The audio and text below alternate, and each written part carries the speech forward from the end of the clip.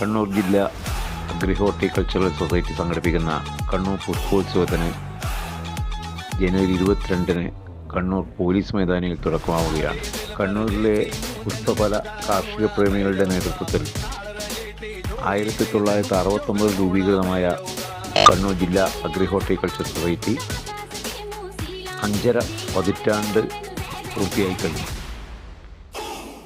യുദ്ധങ്ങളുടെയും ദുരന്തങ്ങളുടെയും പ്രകൃതിക്ഷോഭങ്ങളുടെയും മഹാമാരികളുടെയും അപൂർവങ്ങളായ ഇടവേളകൾ ഒഴിച്ചു നിർത്തിയാൽ കഴിഞ്ഞ 5.5 പതിറ്റാണ്ട് കാലത്ത് അധികമായി എല്ലാ വർഷവും ജനുവരി ഫെബ്രുവരി മാസങ്ങളിൽ നടക്കുന്ന ഈ വസന്തോത്സവത്തെ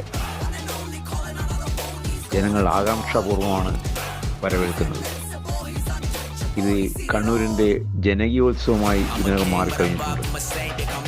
ജില്ലക്കകത്തു നിന്നും പുറത്തു നിന്നുമായി ലക്ഷക്കണക്കിന് ആളുകളാണ് ഈ പുഷ്പോത്സവത്തിൽ പങ്കുചേരാൻ ഇവിടെ എത്തിച്ചേരുന്നത്.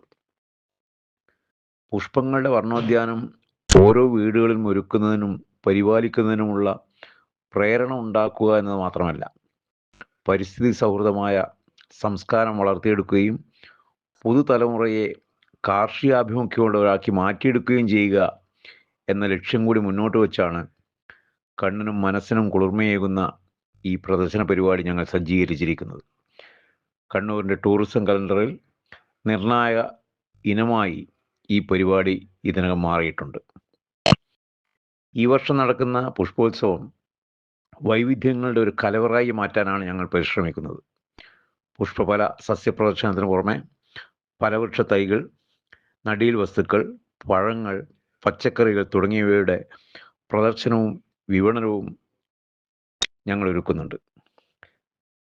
നാടൻ ചെടികൾക്കും പൂക്കൾക്കും ഒപ്പം വിദേശ ചെടികളും പുഷ്പങ്ങളും പുഷ്പോത്സവ വേദിയിൽ ഞങ്ങൾ ഒരുക്കുന്നു.